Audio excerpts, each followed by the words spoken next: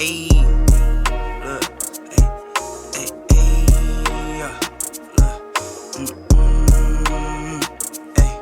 I'm in the lab like Dexter, brand new batch he tested. I'm with all the extras, don't try and bitch, I'm pressure. I'm the type to step on steppers, I'm the type to step on steppers, I'm the type to step on steppers, I'm the type to step on steppers. That being said, we'll go ahead and move on to our last topic of today's episode. That's what the NBA's first industry plant introduced by Mr. Adam Silver himself, Mr. Austin Reeves. Austin Reeves during the month of March has been leading the league in free throw attempts. A couple weeks ago, he was at 73 free throw attempts, and I believe now he's probably up to, somewhere in the 90s, maybe even the hundreds. With March coming to a close. So with that being said, is the foul baiting right now in the league getting out of hand? I seen a video of Trae Young versus the Timberwolves, and it was probably one of the worst videos I think I've ever watched. As a guy who's a James Harden fan and I've been watching him for years, I don't think it's ever been that bad to that degree. It's like Trae Young, it's not even to the extent of someone like James Harden where, most of the times he's doing stuff like guys with D Wade and Paul Pierce were doing where, they're going to the lane and they're doing rip through moves and, they're flailing their arms upwards. And, of course, some guys do the hook and stuff like that. But those are guys that are getting to the rim. They're putting a lot of rim pressure on you. With guys like even Austin Reeves, right? Of course, this guy's the industry plan. Adam Silver just put him in there. But with Austin Reeves, he's actually seeking the contact.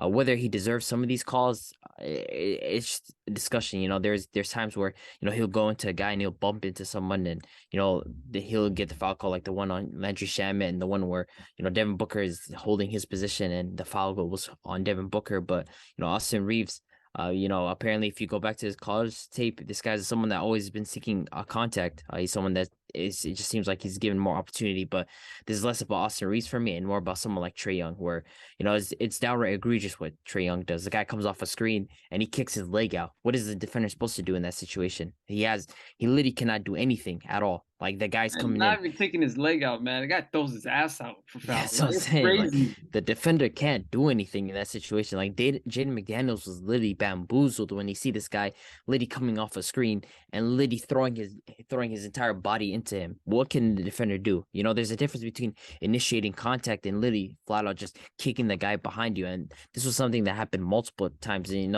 I saw comments of Trae Young criticizing the referees. He's the last person that ever should criticize the referees. He's the last person that should ever talk about the referees, considering someone who he's constantly foul baiting. Trae Young does this thing where he just throws his arms up and he gets foul calls. And I feel like foul baiting is his absolute worst. There was an attempt to overcorrect the beginning of not last season but the season before that, where the refs try to they try to overcorrect it as much as they could have. But to me, that was just, it felt like they were just letting too much stuff go. And then Trae Young, he's back on his stuff, man. Austin Reeves, I feel like with him, it's less about him and more with Trae Young. With Trae Young, it's he doesn't even attempt to score. It's he's just kicking himself out and he's getting free throws. So, it's downright terrible. Yeah, I mean, the foul baiting to me, it's always been an issue, but I feel like these last couple months, it's just been kicked up. Obviously, with Austin Reeves, he does, look for contact, but the thing about him is when you guys see him hit the contact, his head goes immediately black. He starts pump faking with his head, and it's nobody touched your head, and you got guys like Chris Paul doing the same thing. We know Chris Paul and his foul baiting, all the little fake stuff he does. Chris Paul is just the worst one, bro. Chris Paul's the worst. He's right there. He's right there behind Trae Young. That's not next to him, I've bro. seen it clipped the other day. I forgot what game. De'Aaron Fox. It was the Sacramento Kings. And Kevin Huerter too. He stepped on Kevin Huerter's foot. He fell down with Kevin Huerter. They called the foul on Kevin Huerter. Hey, sometimes you gotta respect because he's a veteran. He's been in the game since. But he's a rat. He's a rat. He's a rat. He's a police officer, bro. He's a police officer. He knows everything. He can get away with everything. But going back to Luka, especially him too, he does do foul baiting. He don't get the calls, and I kind of respect the rest for that because every time he goes into the paint, it's the same thing. He's fading away from contact. And no, the thing is with Luka, what annoys me is when he stands there for 3 minutes and guys on a fast break and he's arguing with the ref, every play, I'm just just run back. That's annoying too. Bro, they're not gonna call a foul. Just keep it pushing. Just run back.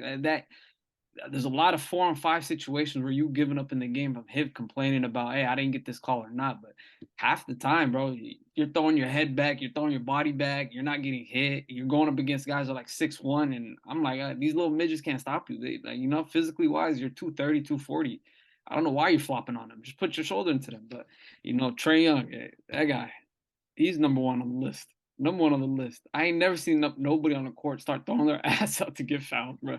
It's crazy. He gets to the free throw line and he's going backwards for the foul. Like, he's not shooting forward. His body's going backwards. I never seen that before. Never seen that before. But you know, I mean, like, what can the refs do? At this point, it's like, hey, either you give them the fouls or these guys are gonna be in your face complaining 24/7, talking about, hey, I didn't get this call, hey, I didn't get this call, or they're gonna get bashed in the media talking about these refs are missing this type of calls and that type of calls. But I mean, as fans, we see it. You know, a lot of it's a lot of flopping. A lot of it, you know, they want easy points. A lot of it, Adam Silver might want certain teams to make the play-ins, playoffs, whatnot. You know, given extremely a lot of calls like the Suns versus Bucks. I get Giannis is a tank every single time he's running down the court, But there's nothing Torrey Craig could have done, right? there's nothing like Torrey Craig could. Me, that's offensive foul, bro. A guy running 90, you know, He miles literally down he court, trucked him, bro. he trucked Torrey him, Craig ran him lost his over, and tooth. then they He say, "Oh lost yeah, his 2 free tooth. throws." But I he never lost his tooth. Well, what is he supposed to do, bro? Like, how is he blocking? Like, he can't do anything. He's standing there. And Like, then you had like what? that, and they're letting fouls like that slide. Like a guy running from the other side, going full force down the court, shoulders down, and he's just gonna go up, and they're giving him that type of stuff. That to me, right there, even that, it's like, hey, you can't do that. You know, like, we know who Giannis is. We know what type of force he's coming down the court with, but to give him a call when he's running over people, to me, that's another sort of foul baiting because he's getting away with physicality. He's just bullying people over and over and over, and refs are just giving him the foul. And it's like bodies drop. They see Giannis' body on the ground. Oh, we have to give him the foul. I think with people like, it's not even just like the foul baiting. It's like the whistle for certain players is just different. Like, guys feel like Anthony Edwards and Zion, those two like have like the worst whistle. Like, I feel like I've seen those two. They don't get any foul calls. Curry For too. them. Curry get no Like foul those, call. like especially someone. And the thing is though, like Zion is just like he's gonna get to the rim every time, and it's like the referees in some way allow so much contact to him because he's so big and strong. Like, yeah, they don't call for like Zion doesn't snap his head back. He's too damn strong for you to do that. And you know, Zion, you're not gonna push him around in there, but he's obviously getting hacked. And the same thing with Anthony Edwards. He's so strong and he's huge as a shooting guard, but you know, the referees are gonna ignore that. So it's just like that's the issue with players. LeBron as well. Yeah, that LeBron happens to LeBron for sure. LeBron happens a lot. It's been happening. Like, I feel like been I've never happening seen. for 12 years. I feel like I've never seen LeBron lead the league in free throws. Like, never. Ever. And the guy gets the rim every time. Ever. And it's been like that for 10 years from LeBron. Every time he attacks, he's never going to get that call. And then for me, I want to speak about, you know, Embiid's my guy as well, but a lot of him, you know, flailing, falling to the ground unintentional. It goes that way as well. He gets a lot of calls, especially in the first half. A lot of times he, you know, tic tac fouls, him falling down, barely getting touched, and the head thrown back. That shit, it annoys me a lot. Every time I see a player's head get thrown back and they go to grab their head, it's like, you never got hit there. I know you try to sell the foul call, but you didn't get hit there. And like I said, certain players get certain whistles, certain don't. And, you know, just the refs got to be smarter. They just got to ref the game to make it even on both sides for star players to get their whistles and other star players to get their whistles. Like guys like Zion, we see him get fouled 24/7. And him to end the game with 4 free throws is crazy. LeBron, 4 free throws is crazy. Guys like Curry, too. Like, we see him get hacked. We see him get pushed. We see him get hit in the paint. Oh, he looks like he's flopping, but for him, I feel like he gets fouled every single time. So for him not to get any whistle, the refs got to play for even and fair. Yeah, I mean, to be honest, my whole stance on foul, foul baiting. Obviously, you guys already hit it on the head for, you know, speaking about, you know, players that put the referees in position, you know, to make these calls. But I just feel like the guys that play basketball the right way, that don't necessarily flop when they drive into the paint, that don't necessarily complain a lot when they go up to the referees after the play is over, those guys are the guys that aren't getting rewarded. You guys have highlighted a few guys already, guys like LeBron James, guys like Steph Curry. Those two guys are at the top of my head for sure when it comes to, you know, just playing basketball the right way. Like Steph Curry in these last 3 games, 2 out of these last 3 games, he has 0 free throw attempts. You're telling me Steph Curry's not getting fouled and he's not good enough to get sent to the line once? Not even it doesn't have to be 6, 7, 8 attempts for Steph Curry. But you're telling me he's not good enough to get to the line once or twice? That's just ridiculous. And we see And it every time. this is a guy Curry that touches the ball a lot. It's not a guy that just stands around. He doesn't get the ball. He has the ball in his hands majority of the time, and it's crazy to see him end with 0 free throws. That's wild. Doesn't make any sense, and especially with the way way teams close out on Steph Curry when he's shooting a 3-pointer where he doesn't necessarily have room to land. Just because the shot goes in, because in a Steph Curry, referees don't necessarily reward that simply because, like, well, he's the greatest shooter ever. He's gonna, if he makes a shot, he makes a shot, and sometimes we'll go ahead and gift him, a 3 free throws at the line or a 4-point play. And same thing goes for LeBron James. Throughout LeBron James' entire career, we've always put pressure on him. We've always criticized him for not being able to get downhill in crunch time situations, or just even throughout the entire game. And put himself in position to get to the free throw line and put pressure on the referees to make that call. But we saw it in Boston this year when, obviously LeBron James said, I'm just going to go head first, straight to the paint and try to get, a bucket for my team. And we saw him clearly get hacked by Jason Tatum, and the referees just said, yep, we're not going to call that foul, and we're just going to let it go, which costed the Lakers in a very, very important win in the playoff race, which is very, very tight. So I just feel like, the way the game of basketball has kind of lost its way throughout the course of these last couple of years, simply going back to days like James Harden, who I believe pretty much started this entire thing, going, back in his time in Houston, where, James Harden would have 50, 40, 50-point performances, 60 points, but 20, 23, 24, 25 free throw attempts every time he checked the box score. And obviously James Harden is a hell of a free throw shooter, so he's probably going to knock down 21 out of 23 attempts every night. So, obviously it started with him, but, now players are starting to pick up on it. Guys like Trae Young, guys like Luka Doncic, obviously guys like Giannis and Embiid. But Austin Reeves is studying James Harden. That's what he said. Yeah, like, I'm not gonna lie.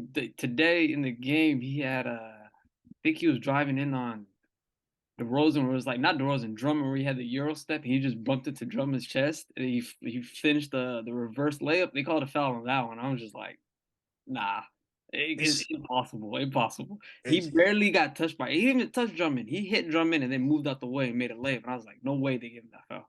No way. It's just like silly when you watch it, man. Like, obviously, Embiid and Giannis, those guys are going to try to, especially Giannis. Giannis is going to try to use his force and to really put pressure on the referees to make a foul call, which is why the Monty Williams and the Phoenix Suns were extremely frustrated in their matchup when he's shooting more free throws than the entire Phoenix Suns team. And of course, Joel Embiid and his foul baiting is a huge problem as well.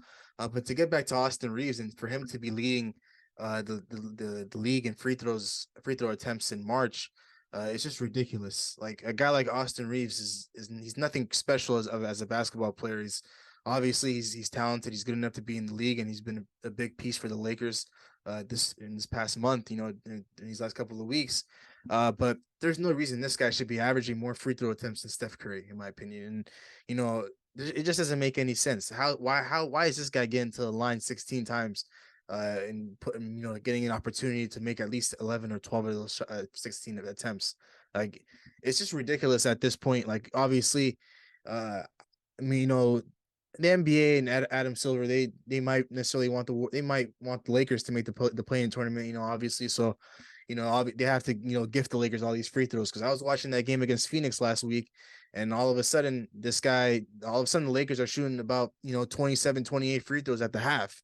Teams don't necessarily get 28 free throws in the entire game. I don't think the Lakers played the Bulls today. I don't think the Bulls got 27 free throws in the entire game. But the Lakers somehow, some way, I think they had like about above 30 plus in this past game, but they weren't able to win. So I just don't understand what the officials are doing, and I kind of understand where Trae Young is coming from in terms of referees being punished and all. But like, I think Abdi, you said it best. He's the last person to be complaining simply because of the way he baits the referees into calling fouls.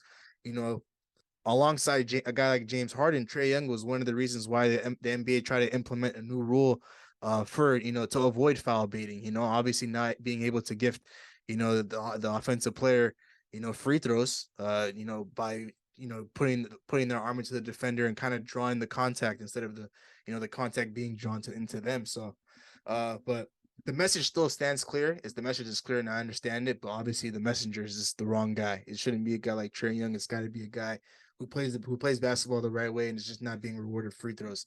And Luka Doncic, I spoke about him, of course, in our last segment, but that's where majority of his technical fouls come from.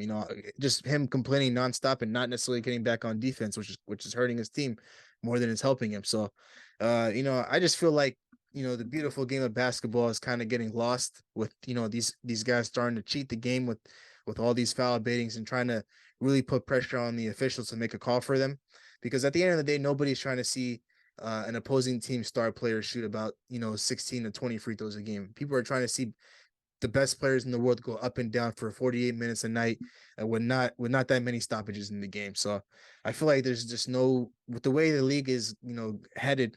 I just feel like there's no coming back from this whole foul baiting issue. I feel like the NBA can crack down on its hardest, but I feel like they tried that. Like you mentioned, they tried that with James Harden, in the beginning of the second season with Brooklyn. And obviously they're missing a lot of key calls that James Harden would normally get, and a lot of them he deserved those foul calls, but he didn't necessarily get them because they're trying to make a point. They're trying to take a stand on this whole foul baiting issue. So obviously it's going to be interesting to see how the NBA cracks down on foul baiting moving forward. But the thing is, at least like a silver lining is like come playoff time, like that's less and less likely to happen with foul calls. Like, of course, like there's certain guys who are just so overly physical. They're gonna get their foul calls regardless. Like Giannis and Embiid, they're just too strong. They're gonna come away with their foul calls. But like the guys that are lesser, like the head snapbacks, the bumps, they're less likely to call those. So at least come playoff time, there's a lot more physicality allowed. I know it's only guys that actually generate like there's like a certain, like, for example, a guy like Shea, like he leads the NBA in drives per game. He lives in the paint. Of course, this guy's gonna shoot like 9-10 free throws. But for a guy like Trae Young, who doesn't get to the paint that much, to be having 10 free throws a game, something is up. Like that is not normal. Like that's what bothers me. Like why is like Damian Lillard? I understand Damian Lillard gets to the paint a lot. He's also a great shooter, but Damian Lillard is athletic. He's gonna get to the paint. He's gonna generate rim pressure. Trae Young should not be shooting 10 free throws. Why am I seeing a top 5 list of best free throw shooters? I'm seeing Giannis, makes sense. Embiid, that makes sense. Shea, that makes sense. Trae Young, what? Why is he there? That's what I'm saying. Like stuff like that just bothers me, man. I just think it's a bit ridiculous. Guy takes one layup in the key. He's up there in free throws, bro. That's wild. Well, no, it's the ass sticking out that just bothers me. Like that's not basketball, bro. It's just not real. That. No. The funny thing is, he'd be doing on the opposite side of court when he's dribbling up, bro. He gets a screen and he stops at half court and then sticks his ass out. I'm looking for a foul. I'm like, bro, you're not even past full court yet. Like, what's the reasoning here? It takes the fun out of the game. That's a CP3 shit, bro. He copied CP3. Like it's a skill, man, to be able to foul bait. I think these guys, obviously you go into the off season, you want to work on your skill. I feel like a lot of these guys work on foul baiting, man, because there's just no way these guys are going into the season and be like, okay, I'm just gonna do this on every single play, try to put pressure on the referees. But to sum it all up, I just feel like not everybody gets the same whistle in this league, and at the end of the day, it is what it is. There's just no necessarily coming back from it. The superstars that don't complain aren't going to get the foul calls, but at the end of the day, they're still going to be great enough to play through it. And it's going to be frustrating at times when you're watching and you're seeing these guys complain from time to time. But and then on the other side of it, we look at guys that are that don't necessarily play the right way, but they get rewarded by the referees simply because they're snapping their head back, or they're forcing the contact, and they're trying to draw the fouls and put pressure on the referees, and they're the ones that are gifted the 10 free throw attempts a game. So it is what it is. But before we move off the topic of Austin Reeves, the one thing I want to talk about before we close this episode out is it looks like him and the Los Angeles Lakers are looking to move forward together in terms of contract extensions, and I believe he's looking for a 4-year, $50 million deal. So do we believe the Lakers should pay him that type of money, or I mean, to be honest, that is pretty cheap, I think, for a role player. He is a promising young player. I'll give him that. He's definitely a much better option in comparison to their other role players. He offers them shooting, and he offers them some playmaking, and he has some scoring chops. So, I feel like he is a decent enough. Yeah, he's a decent enough role player for them to pay him that much. It's not that expensive, 50 million for 4 years. I feel like he definitely suits their needs in terms of role players, just offering spacing and extra ball handling next to someone like LeBron. So, yeah, I think he's worth that. I like Austin Reeves. I want to keep him. I ain't gonna lie. It was another guy, Caruso, that I liked again. we let him go. You feel me? I feel like he's one of these other type of players. He brings that energy, regardless of him starting or coming off the bench. He knows how to play his role. You know, he does give an extra scoring option when he gets into the rhythm. He's a great passer. He's an okay 3-point shooter. And we've seen him get to the line recently. So I kind of like what he's doing, you know. Defensively, he's there. I feel like he's a better option for us than keeping Dennis Schroeder. I feel like if we go back and keep Dennis Schroeder, I feel like we take a step back there. I take another step back there. And letting a guy like Austin Reeves leave, I know there's going to be 20 teams able to pay this guy 4 years, 50 mil, and he can fit in perfect. Even championship contending teams that need that extra bench piece that have that type of money, they'd be willing to pay for that. So I feel like Lakers got to lock this one in. I mean, you know, his price tag's going up with the recent news, him being in the news, him being in the media a lot now. His price tag is going to be going up just because he's on the Lakers. And you know how it is with players like that. They start hyping them up. They're gonna 70 mil maybe in 2 months. Oh, maybe this. Nah, let's lock him in at 50. Let's get him down for 4 years. He's a great player. I mean, this guy got an hour, worth of film on the NBA YouTube account of Austin Reeves. It's like come on, like who's gonna sit down and really watch this guy Austin Reeves for a full hour? And like how I don't understand how they're able to get that many highlights of that guy for a full hour, but it is what it is. I feel like the Los Angeles Lakers are willing to pay this contract, which is why, they're interested in, dealing with Austin Reeves and his agent simply because, they saw a guy like Alex Caruso come in and, be a fan favorite for the Lake Show. And, even with him wanting to, him willing to take that, Laker discount, the Lakers said, no, we don't believe you're worth, even the discount. So I believe they know they made that mistake with Alex Caruso. And obviously Alex Caruso is a hell of a defender for the Chicago Bulls. But that's simply his game. He doesn't necessarily provide a lot on offense, but he knows how to play the game the right way, and he can play elite defense, which was very, very helpful for the Lakers when they won the ring in 2020. So locking in Austin Reeves for a 4-year, $50 million deal, 12 and a half for 4 years, it's not bad at all. I feel like he could be a good solid bench piece, and obviously on nights where your best players aren't necessarily in uniform, you can throw him into the starting lineup and he can produce for you. So I feel like the Lakers shouldn't make this mistake and, let him test the waters. I feel like they should lock him down as soon as possible because, what happens if one of these teams decide to, throw a little bit more money than just $50 million? And he's a restricted free agent, so obviously the Lakers have an opportunity to match. But if anything goes higher than 50 million, I don't think. We penny pitch over here. We penny pitch over here. If it's a 51. Walk. Yeah, I don't think they're gonna go anything more than 50, especially knowing that they have to, try to figure out contract situations for guys like D'Lo and Vanderbilt, and Beasley as well. Because I think he has a player option or like a team option that they have the option to pick up. I think it's like 18 mil or something like that. I don't think the Lakers are gonna want to pick up that, so they're gonna have to try to move in a different direction. So the quicker they can lock down Reeves for that 4-year, $50 million deal, the better the situation gets. You can move on to a different situation. So. Record a new hit, then we making us a film. Wouldn't sign a deal if I got a couple mil. Been in the lab, now they throwing out deals. Me and now Lakes, now that's overkill.